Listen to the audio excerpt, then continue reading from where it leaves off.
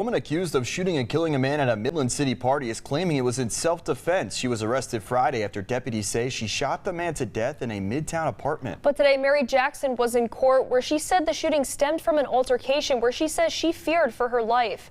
WDHN's Robert Smith Jr. joins us live in the newsroom with what happened today in court. Rob? Yeah, hey, Mike and Jess. The suspect, Mary Jackson, says the victim took his previous anger out on her, and after hearing a remark that he had a gun that was going toward her, she feared for her life and protected herself and her daughter. Mary Jackson, who's charged with one count of murder in the death of a Troy man, Terrence Lewis Jr., was in court Monday afternoon looking for a bond, as well as testifying that the shooting was self-defense. My client's never been arrested before. She had self-defense. That's a self-defense claim. We think the evidence supports that. We will be filing a petition in circuit court for an immunity hearing to have the case dismissed, and that's hopefully where we go with this case. The shooting took place at a small gathering-like party of around 10 to 18 people at the Midtown Apartments in Midland City Thursday night, where police found Lewis shot 7 times. Midland City Police, the state's witness, says this comes after Jackson and Lewis got into a verbal altercation that night that turned physical. They say Jackson went toward Lewis and he threw her on the ground, and after she got up, she went to her car where another altercation went down. And as Lewis was returning to the party, police say she fired shots with a 9mm from about 15 feet into a crowd of 7 to 8 people before fleeing to her home in Dothan, where they found her fully cooperative and the weapon that was used. Jackson, who testified, says she admits to shooting Lewis but claims she did it in fear of her life. She claims Lewis, who she didn't know and had only met once earlier that week when they didn't have a problem with each other, took his anger out on her that Thursday night after he was in an altercation with a neighbor. She says he cussed at her to get out of his way and called her fat,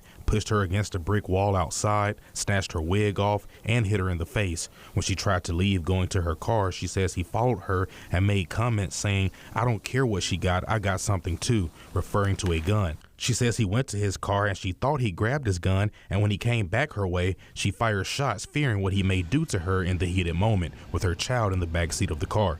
Her attorney Harrison questioned police about Lewis fighting with her twice and pointing out his previous record of armed robbery, burglary, and domestic violence charges. He says his client does not have a record and has a pistol permit. The state questioned Jackson about if she saw Lewis with a gun or making gestures that he was going to shoot her, and she said no. They also asked her about why she didn't leave sooner if she went to her car, and why she didn't call the police before or after the fact. Plus, a gun was not found on Lewis. The state wants Jackson held without bond and thinks she's a danger to the community after firing into a crowd and hitting Lewis 7 times. Her attorney thinks otherwise, as she has a clean record, went home and wasn't found hiding, and she has a young child who is autistic to care for. Never been arrested.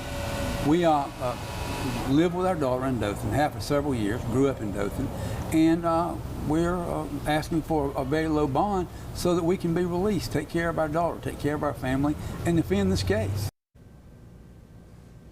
Now, the judge has taken the bond under advisement for the time being. Harrison says they will file a petition for immunity and self-defense. We're live in the newsroom tonight. Robert Smith, WDHN News for the Wiregrass. Less than